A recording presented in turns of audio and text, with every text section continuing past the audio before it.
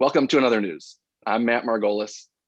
And I'm Lauren Weldon. We're Margolis Weldon, and we help people protect what they value most. The goal of this presentation today is to share information on topics that we feel like would be interesting and timely to our viewers. And today we are lucky enough to be joined by Nia Tavoularis of Connections for the Homeless. Nia is a dedicated fundraiser with 20 years of experience. As I mentioned, currently serving as Director of Development at Connections for the Homeless, which is located in Evanston. Prior to that, she served as a Philanthropy Director for WBEZ 91.5, Chicago Public Media, formerly Chicago Public Radio, and Director of Development at Teen Living Programs. She's recognized as an energetic and passionate leader who builds deep and authentic relationships with donors, colleagues, program participants, and fans of public radio. She's a native of Austin, Texas, married to an Iowan who Lauren and I know very well, and lives in Skokie, my old stomping grounds, with their 3 kids. So welcome, Nia. Thanks, guys. Happy to be here.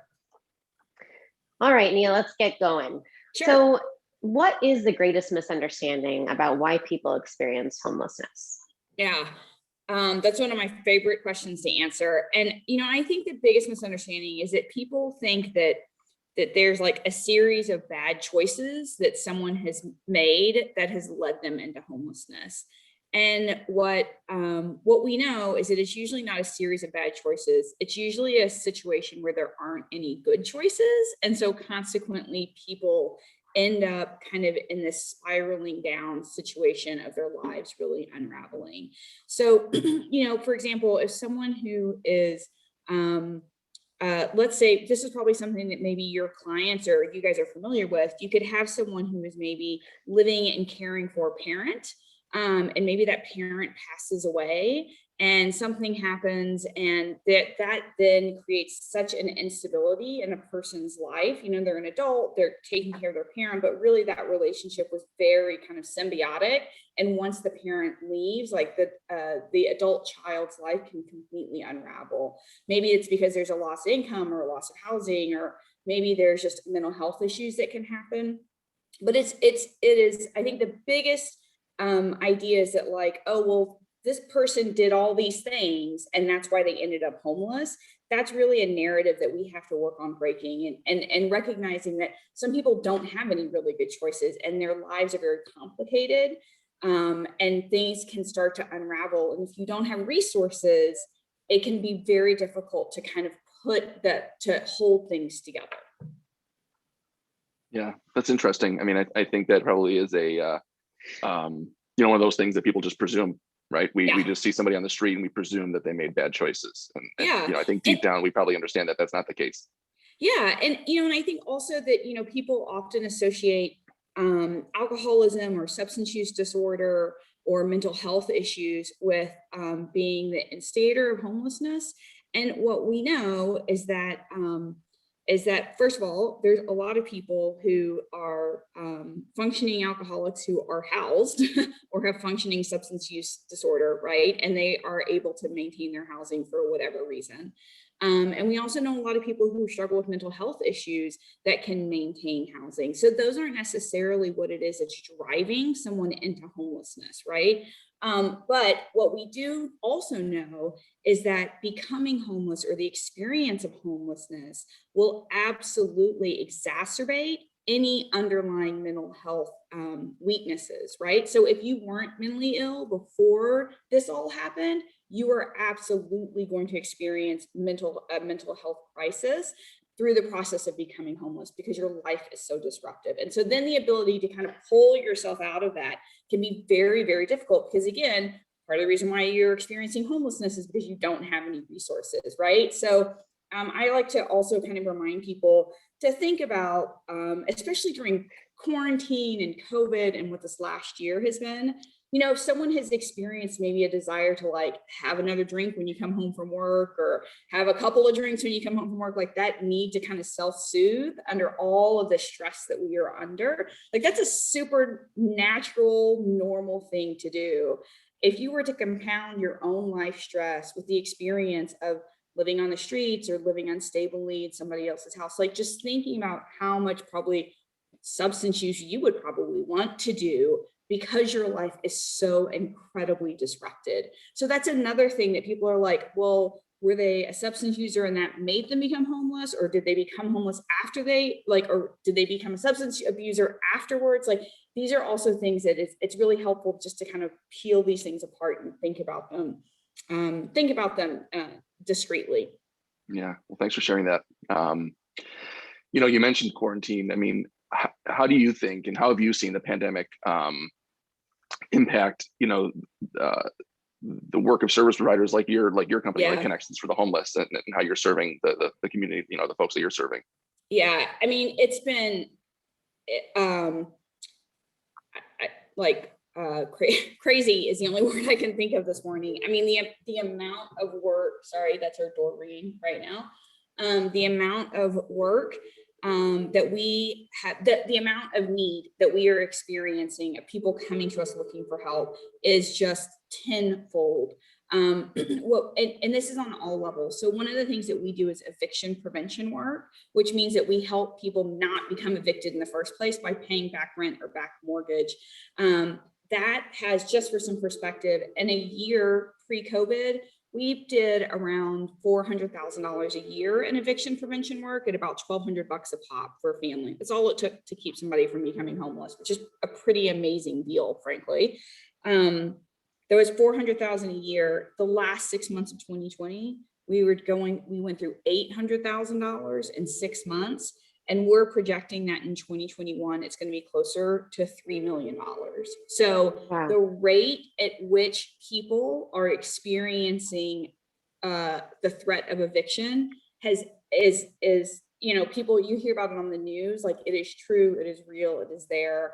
And it is going to be a huge tidal wave, because it's not just the tenants, right? It's the landlords, it's the mom and pop with the 2-flat and the unit downstairs that they've had great tenants all this time, but like he's out of work or she's out of work, or now we're going to stay home and take care of the kids in school.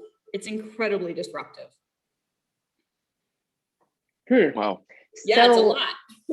So now that we've learned about the potential problems, right, sure. that we got our arms around that, what are some things that community members can do to provide some help for this issue and help people who are experiencing homelessness?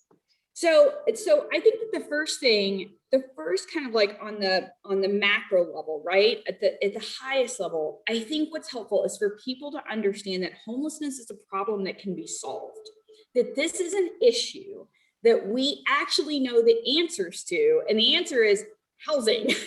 It is not something, like it was just last week or the week before, right? We just landed a robot on Mars. Like, it's unbelievable. Like, it's unbelievable what you can do when you invest time and money and like brilliant minds into something. And I can tell you that getting a robot to Mars is a lot harder than solving America's homelessness problem. Like, it's way more complicated than solving America's homelessness problem. So the first thing I think is really having people understand that it is a problem that can be solved. We didn't always have homelessness like we do now. It is because of disinvestment and housing and supporting people. It's also because of redlining and not investing in certain communities' ability to access housing. That is why we are here. So first, understanding that it can be solved. Secondly, I think that it's really helpful for people to know that when you support organizations like Connections for the Homeless, there's a broad way in which you can support us. Certainly you can give financially. Certainly you can leave money for us, like in your estate plans or something like that. You can also do things like give us food for our food pantry. You can come and volunteer. You can volunteer in your own home. We have what we call remote volunteering now. And all of this people can check out on our website, which I'm sure you guys will put links and stuff to. So getting involved in the issue is something that anyone can do, and every small bit of it helps.